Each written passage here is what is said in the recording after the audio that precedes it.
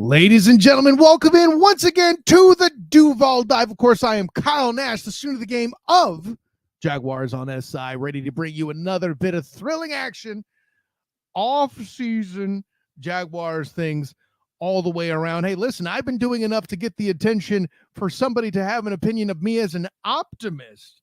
And, of course, it's nobody other than my personal champion, of whom I speak, from Big Cat Country, Travis D. Holmes. Listen, you calling me an optimist seems like a low bar since you are the one that owns the shirt of "This Tea Makes Me Drink." But I got to know what took you there just a little bit. I'm assuming that you read the argument. One could argue. That you read the roundtable article that features the best and worst case scenarios on Jaguars on SI. Bing! But amongst me, the team at Jaguars on SI, you said my best case scenario was the most optimistic. I think I stand by my words. Yes. You had the most optimistic take of all the writers, editors, etc. on the Jaguars on SI staff. I think that's reasonable. I'm glad you mentioned editor, because I was too. I felt like I knew I was more uplifted than John Shipley, my editor. Shouts to him, which is different than last year. You know. So to those who haven't read it, obviously, please visit Jaguars on SI. Take a look at the article, what we're referencing. We may even put it in the tweet underneath this show. So take a quick click.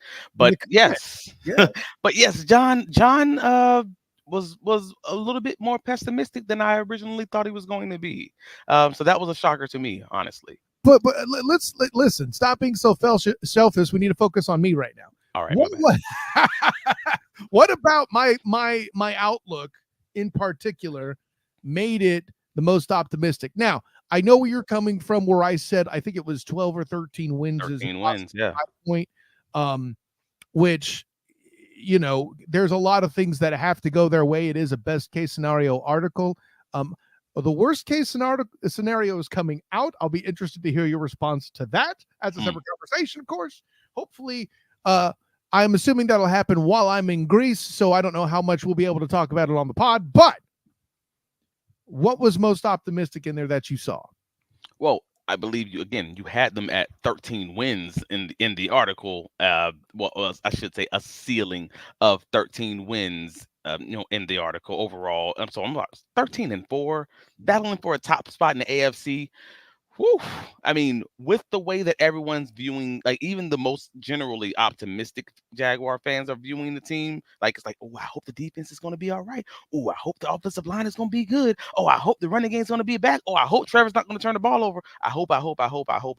With all of this hope, woo, that is a very tough prediction. That is a very tough assessment to be able to say, all right, if it all goes perfectly, yeah, I mean, I guess technically speaking, it should have been 13 wins last year if it all goes perfectly. But I think that pessimism is going to always just have a little shoulder to sit on right here. That's all. First of all, again, there's a reason why you own the shirt. I get it. A, B. You and I, too, up front, have a fundamental difference of opinion on the schedules of this and last year. There is no way I was going to hand them 13 wins in a schedule that featured the 49ers, the AFC North, and the Chiefs. Not going to happen. Okay. So all the above to say, a lot of it is the schedule. Not going to lie there, right? But this schedule starts off rough, man. I mean, I think I can be reasonable and say that. That's all.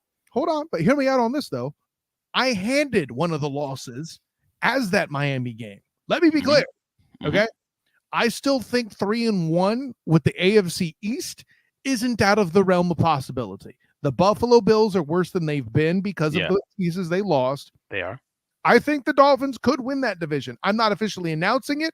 I will do that when I better researched for my preview on the Student of the Game podcast. Bing! The Pats, come on, Travis. And then also the Jets do not play the Jags until week 15. We've had the conversation already that I don't think Aaron Rodgers. What's the difference though?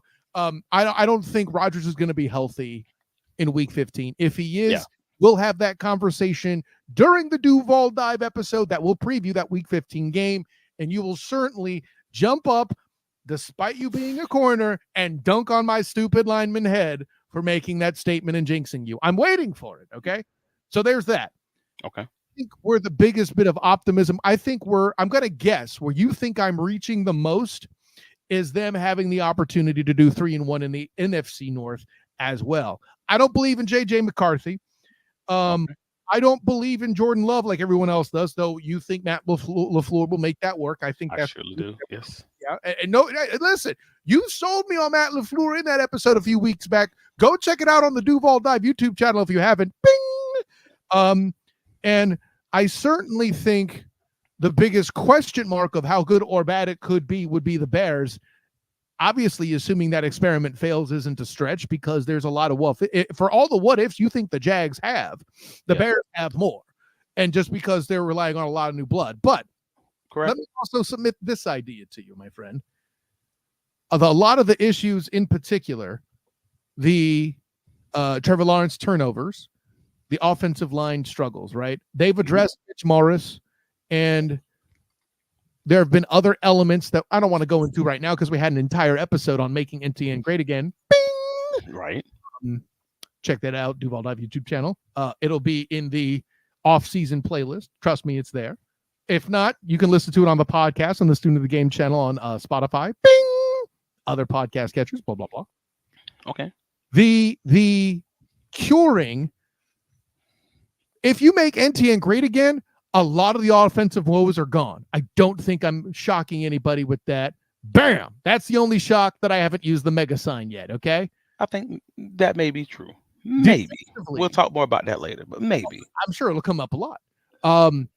Then also, the DB core has a lot of people concerned, but really, if Trayvon Walker does what he's said he's going to do, a lot of people said he's going to do what it looks like he may do with my first time doing this officially, Josh Hines-Allen on the other side continuing to tear things up, and Eric Armstead in the middle, then further augmenting the linebackers. If you got a great front seven, and no disrespect to you, my good friend DB and quarterback, a cornerback in college, but if you have that good a pass rush, you reduce the importance of the corners. They only have to be breakfast secondary at that point. But, oh, by the way, you happen to have a group that could be pretty good, and you still got Andre Sisco in the back half at safety. So you're fully 100. I agree with you 110%. That's the reason that the Minnesota Vikings play as much cover zero as they play. They play double the amount of cover zero that they play cover one, which is a crazy number because they have bad cornerback play. So and they know they don't, so they just overwhelm the offensive front. I can see the exact same thing for Ryan Nielsen. Attacking A gaps. And just overload it and don't give the quarterback very much time. It's a very good route to go if you have questions at cornerback, or if you think you might have questions earlier in the season. So from a Ryan Nielsen perspective, I fully understand it, and I think that's the route that they're probably going to go. You're probably just going to see a lot of blitzing and a lot of shadow blitzes as far as just lining up like there's 7 coming and only 3 come on whatever it is. Like you may not even need blitzes. There's an opportunity for them to have good 4-man front pressure. But it is not about the pressure. It's about just giving the look like you're going to blitz. So they put the protection to the left, and you're blitzing to the right, and vice versa. It's all confusing and making them be on their P's and Q's as far as if they can at least show the threat and make the line shift and give Hines-Allen. I'm still getting used to it, but I like how it sounds. Hines-Allen the opportunity to win 1-on-1s, or more likely to give Trayvon Walker the chance to show off and win some 1-on-1s, the thing you've been asking him to do since he got drafted. Yeah, I think there's some there. Now, when the worst case scenario comes out, you could see how that all comes crashing back to earth. I'm not going to tell you what I did, but I did it. No, the Jaguars are one of those teams that if you're talking the teams in the AFC South, even more than the Colts, I would probably put the Jaguars as the most of the team that has the widest range of outcomes. Like, we legitimately could be, to your point, Mr. Super Optimistic, Kyle, the student of the game Nash. Yes, could be a 13-win, number 1 seed in the AFC potentially, or they might be I don't even want to put the number on it right now because your article's gonna come out. I'm gonna let that sit just for a second. But let's just say under 500. And I don't think that will be a crazy number. It's just that's a wild because of how things so many ifs. But if one of them hits, it's going to be a solid situation. And if a certain few or one of them don't, it might be a rough situation. Like this that range of outcomes. I'll say this about that. When you and I actually have the official AFC South preview on the Student of the Game podcast, bing, I'm not picking 13 wins. I'm not that dumb. But I'm more optimistic that 13 wins could happen in this season than I was in last season. And it's not just because for one, I was a lot more confident in this. I'm a lot more confident in this O-line, right? Cam Robinson, not suspended, for example. Anton Harrison, another year experienced. Bro, Casey Hodges, our underrated player, possibly, arguably, of the franchise. It's funny. After we dropped that episode, I think PFF or somebody voted that it was in fact Evan Ingram. What? There was Shipley dropped an article on Jaguars on SI. Bing! And I forget who the actual source was, but Evan Ingram was voted most underrated. I'm glad I at least made that TikTok that you guys can check it out on the Duval Dive TikTok account there. But yeah, so I don't know. Here. Let me pose the question. Now that we walk through that, let me pose the question better. Now that you have the meat and potatoes and we bake the cake, right? What part of this of what I'm declaring is most optimistic, the wildest positivity? Oh, so originally I would have. I'm gonna drop the multiple choice. Give me a second. Okay. 4-2 in the South. That's sweeping the Titans if you want to get specific. 4-2 in the South. 3-1 in the AFC East, or 3-1 in the NFC North. Lord, probably between all of them, I'm probably gonna go with the 4-2 in the AFC South. Really, you're that high Titans? It's not about the Titans at all. It's about the Colts. It's about the Colts. It's about the Texans, and it's about the Jaguars. Let me be clear. Like, it's not about the Texans. I don't care about them. They got Will Levis quarterback, and like I'm straight. Like that's fine. You said Texans. You mean Titans? I meant the Titans. I'm sorry. Titans. Like I'm not worried about that team in Tennessee. That still tried to claim, Eric Campbell, like he actually played for their team. No, man, that man played for the Oilers. Campbell's a big name, Virginia. Okay, listen. I understand it, but he also did not play for your team. You moved. Hey, man, that's a different house. I don't know what to tell you. Listen, hold on. No. See, let me tell you why that's a bad example, right? Like, okay, what's different is you may move houses, but that don't mean that the place that somebody else owns your child. You know what I'm saying? Or that grandma is now their property. It's not how that works. Nah, I don't. Nah, you move. It's like the Baltimore Colts trying to claim Peyton Manning. Nah, bro, you move. That's it. You're a new entity. That's different though. Like I feel like the Baltimore Colts. And no, actually, I exactly the same. Yeah, exactly. You're right. I do support it. Let's go. It sounds. The reason why that's different, in my opinion, and though I have to admit I don't like it, but I will capitulate. And let's be clear, I don't love the Titans trying to do the Oilers throwback. At least at one point they were the Tennessee Oilers, so there's that. It was for a single season, I will grant you, but that was a thing that happened. Looked it up. It was on the Blitz video game on PlayStation, man. I got you. I mean, that's the cool story, bro. I mean, at the end of the day, it is what it is, man. You went full my cousin Vinny when the judge goes to a Mr. Gambini. That was a very lucid, intelligent, well thought out objection. Overruled. So I'm probably going with that, man. But at the end of the day, it's all like the way that this schedule starts out. I mean, again, you're opening with Miami. I mean, at Miami, you got the Browns, you got the Bills. Yeah, I know the Bills aren't what they used to be, but the Bills, you're playing the Bills in Buffalo. I'm sorry, that's a game.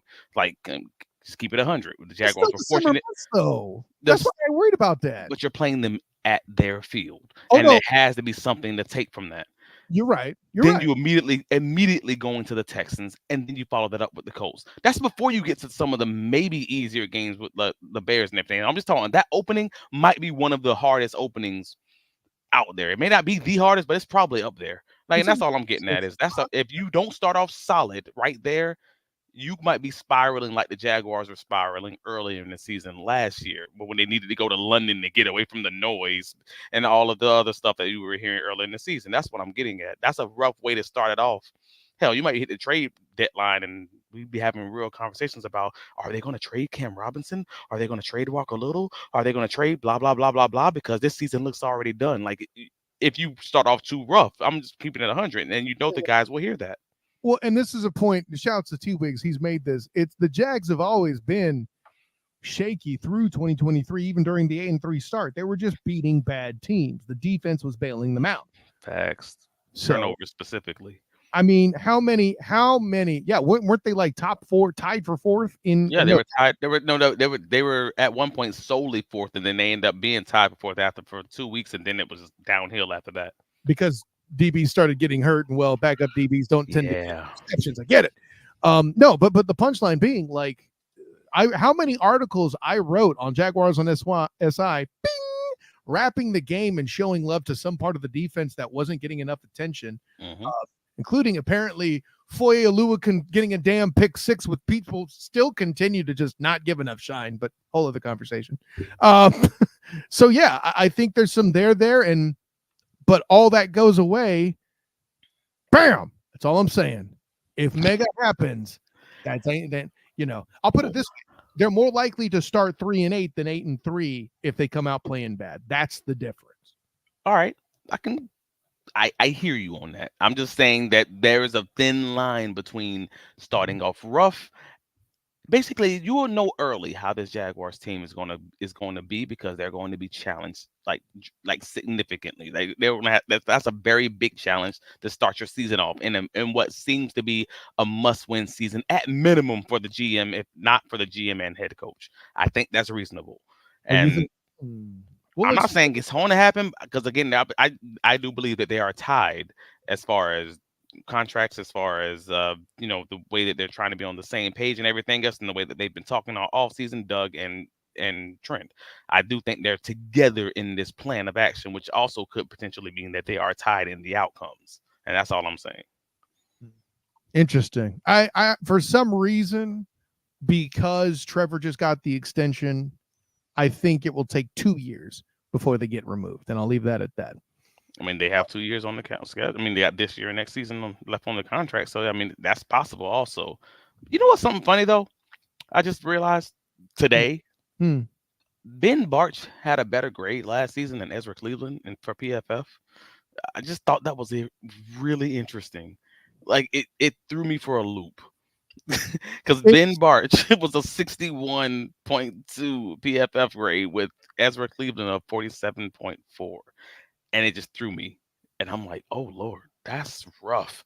But Ezra was injured last season. Like he did late down the line. Yeah. So I do get it. But I just thought that was a weird, that was an interesting little, I just put a question mark next to that. Like, let's look at this later. Like, I'm curious when we circle back to this after paying him also, what this is going to look like at the end of this upcoming season, because that's going to be a big. Sometimes make you turn your eye. I get you. But let's get into this. Yeah. We 20 minutes deep. Let's talk about the main topic of the episode, and it starts here. Bam! We're gonna flash this little graphic here. Basically, which of these categories? Let's see if I can zoom in on a little bit. Which of these categories do you think that did not quite work? I'll fix it here. On the fly. This is the tough thing about fixing things. I got you. But which of these? There we go. Which of these categories, Travis? Yeah. At least the family knows we live. Let's go. It ain't got to be perfect. You get the point. Which of these categories? Hey, I want points. I made it work. Dang it. Yeah. Are the ones that the Jaguar has to improve on to be successful in 2024. And if you haven't gotten the hint at this point, I hope you have. They have to be better at running the ball. They have to be better at blocking up front. Excuse me, sir. Excuse me. I think you dropped something. Bam! I think I did. Thank you for picking that up, sir.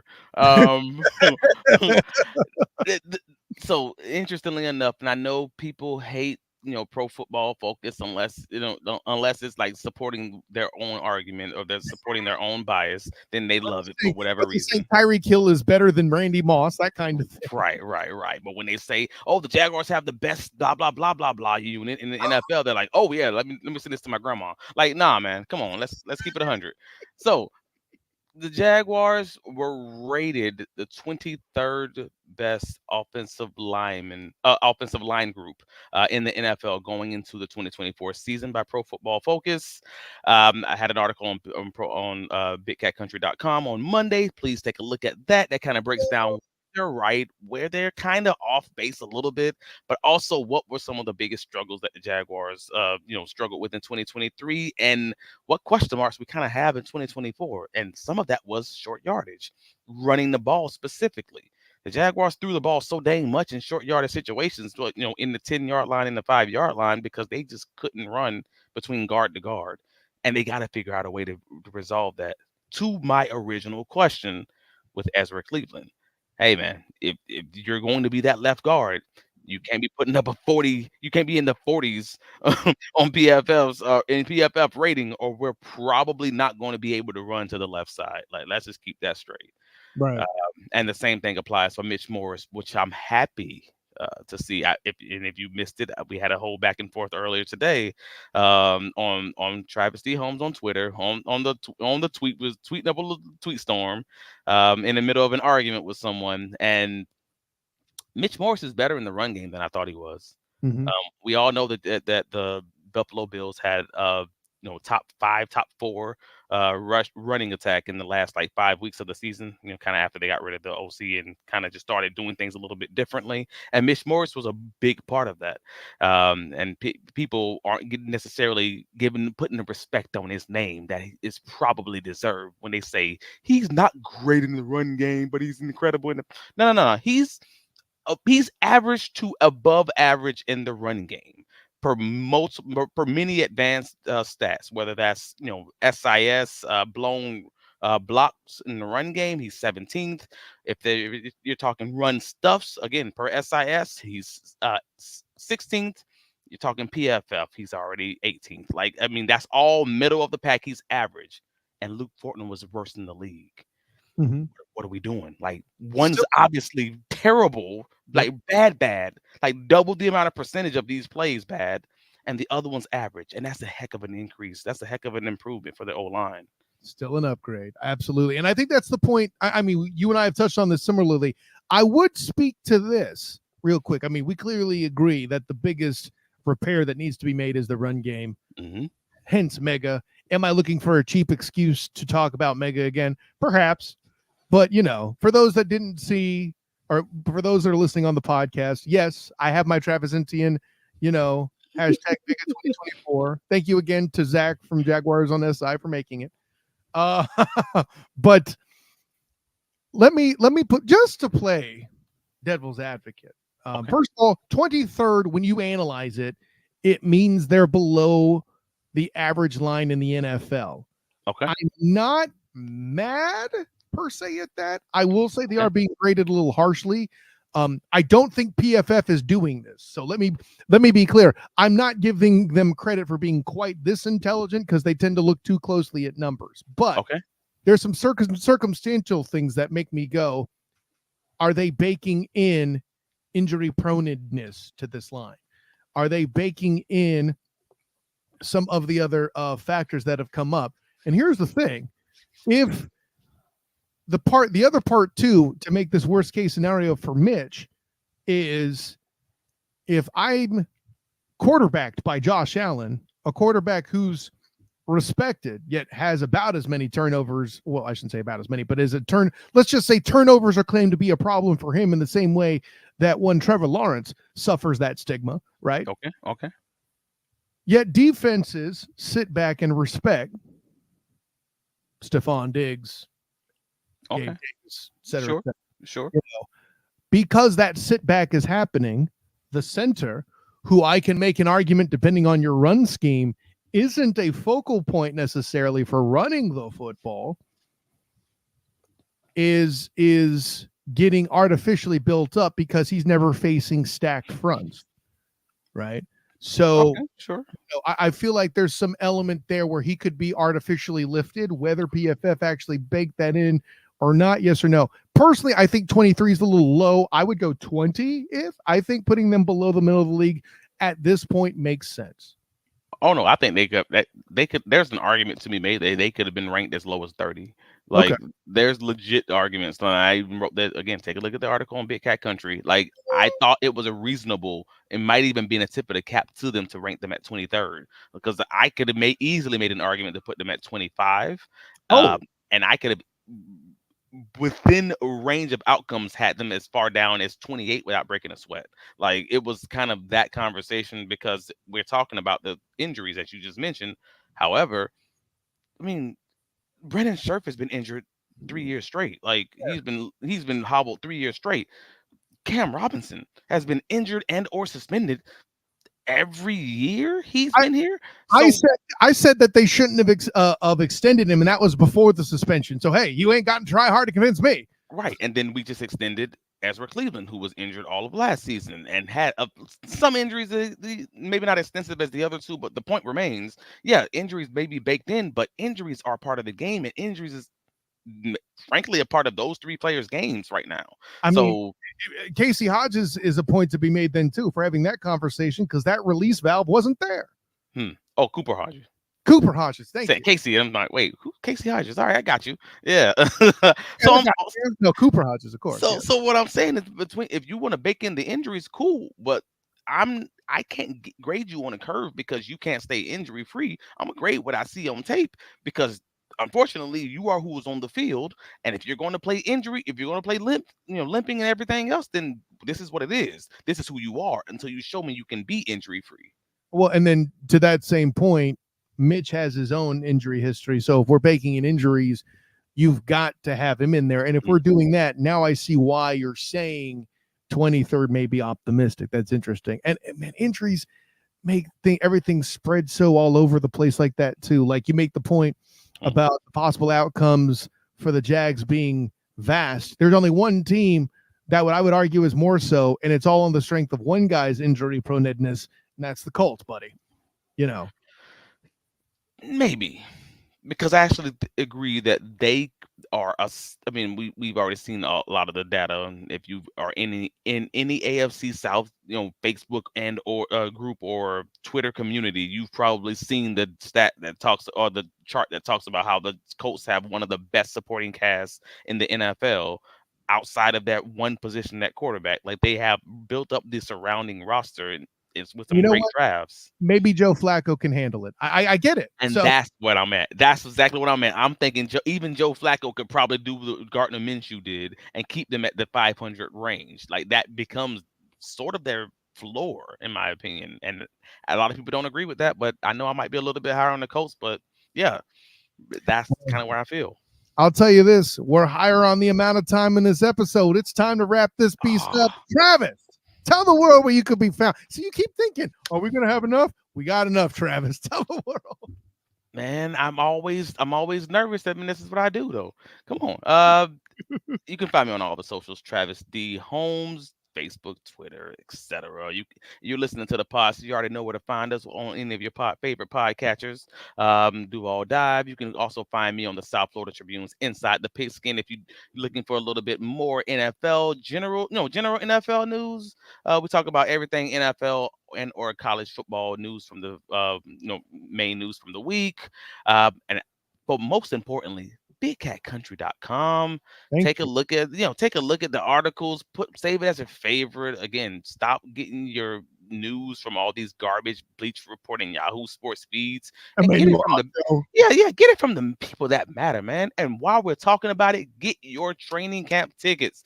bigcatcountry.com. We already got the article talking about all your FAQs, how to get your tickets, reserve them. They sell out fast. If you've been to previous training camps, you know what I'm talking about. Where can you be found, sir?